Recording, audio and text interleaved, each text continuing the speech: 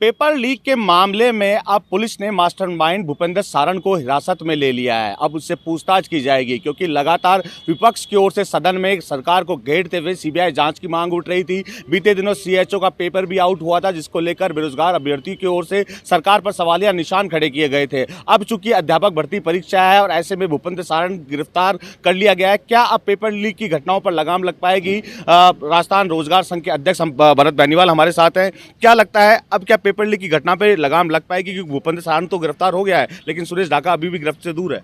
जी देखिए, अगर सरकार चाहे तो पेपर लीक पे और सभी चीज़ों पे रोकथाम लग सकती है। अभी भूपेंद्र सारण को जैसे गिरफ्तार किया गया, आज से करीब 10 दिन से 12 दिन पहले हमने एक प्रेस कॉन्फ्रेंस की थी, जिस वक्त हम लोगों ने प्रेस कॉन्फ्रेंस में, जब आप भी सभी साथी लोग जो मीडिया के बंधु थे, जिन्होंने सभी ने आवाज़ उठाई, उस आवाज़ को हमारी को बुलंद किया और मुख्यमंत्री जी तक वो बात पहुंचाई, क्योंकि आप ही के माध्यम से जो है जो हम युवाओं की, आमजन की और सभी लोगों की जो आवाज़ पहुँच पाती है।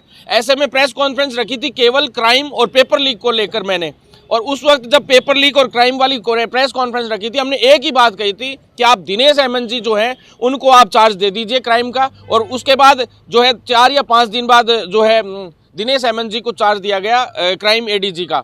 और जैसे ही उनको चार्ज दिया गया, आप देखिए लॉरेंस बिश्नोई को भी लेकर आ गए राजस्थान अभी, और साथ में दूसरे दिन वो जिस दिन ज्वाइन किया उन्होंने वो सीधे उदयपुर गए। पेपर लीक वाला जो ये प्रकरण हुआ था पहले आरपीएससी सेकंड ग्रेड वाला, और उसमें ये भूपेंद्र सारण वगैरह और ये सुरेश ढाका ये लोग फरार चल रहे थे, उन्होंने उस पर काम करना त्वरित गति से शुरू कर दिया, और उसी की बदौलत आज भूपेंद्र सारण उसके देख लीजिए उनके ज्वाइन करने के 5 से 7 दिन के अंदर अंदर आज पुलिस की गिरफ्त में है। और वो गिरफ्त में आने के बाद जो इन्होंने ये जो अब हमें विश्वास है थोड़ा बहुत कि लग रहा है कि सुरेश ढाका भी आएगा, अगर आउट ऑफ इंडिया या दूसरे देशों में, ऐसे देशों में जहाँ पे से संधि नहीं है देश की, हमारे देश की, कि भाई अपराधियों को लाने ले जाने के हिसाब से, तो वो दिक्कत आए तो पता नहीं। बाकी विश्वास है कि भाई जल्द ही पकड़ कर लाएंगे। लेकिन भूपेंद्र सारण को गिरफ्तार तो कर लिया गया है, अब सरकार अपनी पीठ थपथपाएगी, लेकिन भूपेंद्र सारण जिन जिन जगहों पर रहा, उदयपुर, अजमेर, भीलवाड़ा, ये कह सकते हैं कि पुलिस की नाकामी थी कि गिरफ्तार नहीं कर पाई? जी बिल्कुल नाकामी थी, और इसीलिए हम दिनेश एमएन जी को चार्ज दिलवाने के लिए बोल रहे थे।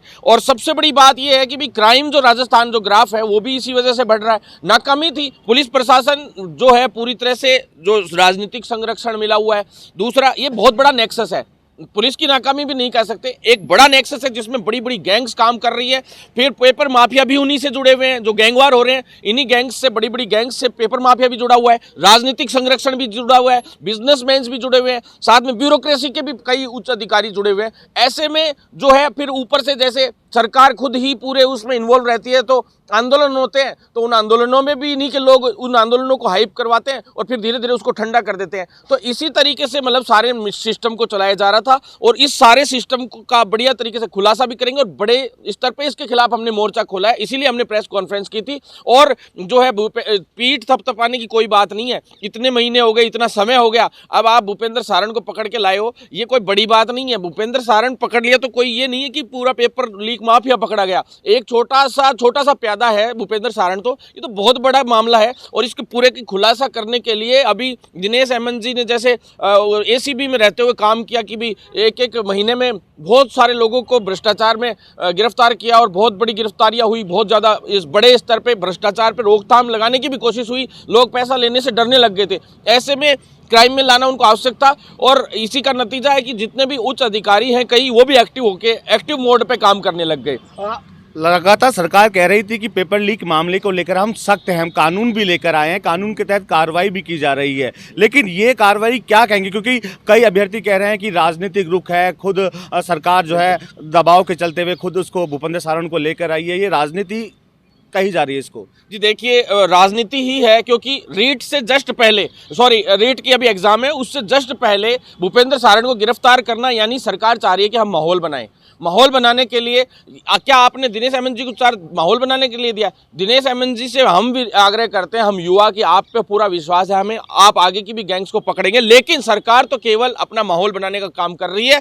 जैसे कि आप देख लीजिए कि भाई रीट से जस्ट पहले पकड़ना, साथ में सीएचओ एक छोटी भर्ती है, लगभग 80,000 कैंडिडेट्स उसमें बैठे थे, उस भर्ती से पहले हमने प्रेस कॉन्फ्रेंस करी इसीलिए थी कि हमें डर था कि सीएचओ का पेपर भी इसी तरह से लीक नहीं हो जाए। और हमने 2 बजे पेपर खत्म हुआ, 12 बजे के लगभग पेपर खत्म हुआ और 2 बजे हमने शिकायत दे दी थी अधीनस्थ बोर्ड में भी और फिर उसके बाद एसओजी में भी। तो ऐसे में हमने सारे सबूत भी उपलब्ध कराए और फिर उसके बाद कुछ युवा भी पहुंचे जो सबूत लेकर पहुंचे कि पेपर हमारे, जबकि वही पेपर हमने 2 बजे 3 बजे के करीब बोर्ड से लेके और एसओजी तक पहुंचा दिया था सारी इंफॉर्मेशंस के साथ। तो ऐसे में जो है एक छोटी भर्ती में आप भाई ये दिखा के कि भाई हमने है ना पेपर लीक हुआ और उसको उजागर किया, आपने कुछ उजागर नहीं किया, हम युवाओं ने ही पूरा उजागर किया। पूरा मामला डील भी युवा ही कर रहे हैं कि राजस्थान के 2100 युवाओं की यूनिट बनाई गई है जो यूनिट सिर्फ पेपर लीक और क्रिमिनल्स के खिलाफ कार्रवाई करेगी। और बड़े एसओजी के जिस अधिकारी को मोहन पोसवाल को जो है जांच दी गई है, इसको लेकर बेरोजगार अभ्यर्थी कहे, राज्यसभा सांसद किरोड़ी लाल मीणा कहे, उन्होंने कहा ये खुद मोहन पोसवाल है, वो इन सरगनाओं के साथ लिप्त है। जी बिल्कुल, किरोड़ी लाल जी ने तो ये भी कहा है कि भाई मोहन पोसवाल की लिप्तता है और सुरेश ढाका को पकड़ोगे तो और बहुत सारे लोगों का जो नेक्सस निकल के आएगा। लेकिन उन्होंने तो ये भी कहा है कि भाई सुरेश ढाका को तो पकड़ेंगे ही नहीं, क्योंकि वो ढाका जो है वो मेन ऐसा व्यक्ति है जिसकी संपर्क है बड़े बड़े नेताओं से, सरकार में भी उनके मंत्री और बड़े बड़े लोग बैठे हैं, बड़े बड़े लिंक्स हैं। ऐसे में सरकार खुद उसका खुलासा करे तब मानेंगे कि वास्तव में सरकार कुछ कर रही है। बाकी एक भूपेंद्र सारण को लाके आप माहौल बना रहे हो कि हमने ये कर दिया वो फाड़ दिया, कुछ नहीं है। जब तक आप लोग ढंग से कुछ कार्रवाइयाँ नहीं करोगे कोई युवा आपसे आश्वस्त होने वाला नहीं है। और रीट में भी मैं आपको कह रहा हूँ पहले से सजग हो जाएंगे और दिनेश हेमंत जी ने मजबूती से इस सिस्टम को संभाल लिया तो क्या पता कैसे भी रुक जाए। बाकी जिस तरह से माहौल चल रहा है कोई खौफ नहीं है पेपर माफियाओं में, वो कुछ समझते ही नहीं है आपको। अगर या तो सरकार को वो कुछ नहीं समझते या फिर सरकार खुद उनसे मिली हुई है, दोनों में से एक बात तो 100% है, क्योंकि उनको कोई खौफ ही नहीं है, क्योंकि उनके हाथ पे उनके सर पे आशीर्वाद है ऐसे लोगों का जो सरकार में बैठे हैं, वो बड़े बड़े लोगों का आशीर्वाद है। मास्टरमाइंड भूपेंद्र सारण तो गिरफ्तार हो गया, सुरेश ढाका अभी दूर है, सरकार ने 1 लाख भर्तियों की घोषणा की है, क्या लगता है आप भर्तियां आसानी से पूरी हो पाएंगी? जी देखिए 1 लाख भर्तियों की तो बाद की बात है, पहले 1.5 लाख जो पहले वाली घोषित है वो ही पूरी कर दे तो ही बहुत बड़ी बात है।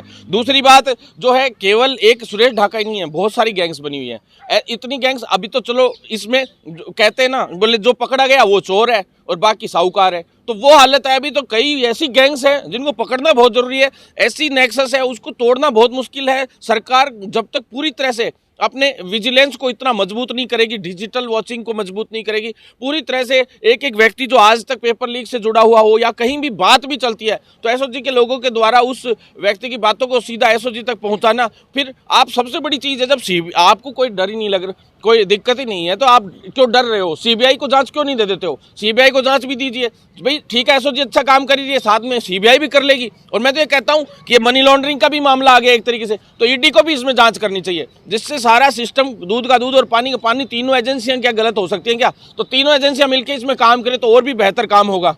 निश्चित तौर पर हालांकि भूपेंद्र सारण को तो हिरासत में ले लिया गया है, लेकिन सुरेश ढाका अभी भी दूर है। ऐसे में अध्यापक भर्ती परीक्षा होने जा रही है, ऐसे में जो अभ्यर्थी है उनमें डर का माहौल है, क्योंकि सुरेश ढाका अभी भी पुलिस की गिरफ्त से दूर है। और ऐसे में क्या प्रशासनिक अधिकारी, पुलिस महकमा क्या इस भर्ती परीक्षा को पूरा करवा पाएगा?